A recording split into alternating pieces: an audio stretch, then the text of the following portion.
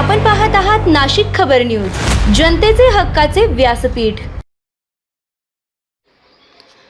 नाशिकमध्ये गंगापूर पोलीस ठाण्याच्या गुन्हे शोध पथकानं सराईत मोबाईल आणि चेन स्नॅचरच्या मुसक्या आवळात उल्लेखनीय कामगिरी केली आहे। पोलिसांनी 2 आरोपींना अटक करून त्यांच्याकडून 16 ब्रँडेड मोबाईल फोन आणि चोरीची R15 मोटरसायकलसह सुमारे 12 लाख रुपयांचा मुद्देमाल जप्त केला आहे। 8 जुलै रोजी कॉलेज रोडवरील हॉलमार्क चौकात एका नागरिकाचा iPhone 17 Pro हिसकावून नेण्यात आला होता।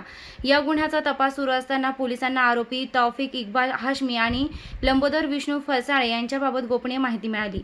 घोटी टोलनाक्यावर सापळा रचण्यात आला, मात्र पोलिसांची चाहूल लागताच आरोपींनी पळ काढला। तब्बल 40 किलोमीटर पाठलाग करून सावरगाव परिसरात दोघांना शेतातून ताब्यात घेण्यात आले। चौकशीत आरोपींनी नाशिक शहरात मोबाईल आणि सोनसाखळी हिसकावल्याची तसेच ठाणे ग्रामीणमधून मोटरसायकली चोरी केल्याची कबुली दिली।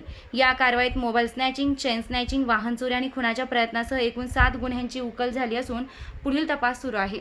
ही कारवाई पोलीस आयुक्त संदीप कर्णिक, पोलीस उपायुक्त मोनिका राऊत आणि सहाय्यक पोलीस आयुक्त प्रमोद वाघ यांच्या मार्गदर्शनाखाली गंगापूर पोलीस ठाण्याचे वरिष्ठ पोलीस निरीक्षक अशोक शर्माळे आणि गुन्हे शोध पथकानं केली आहे।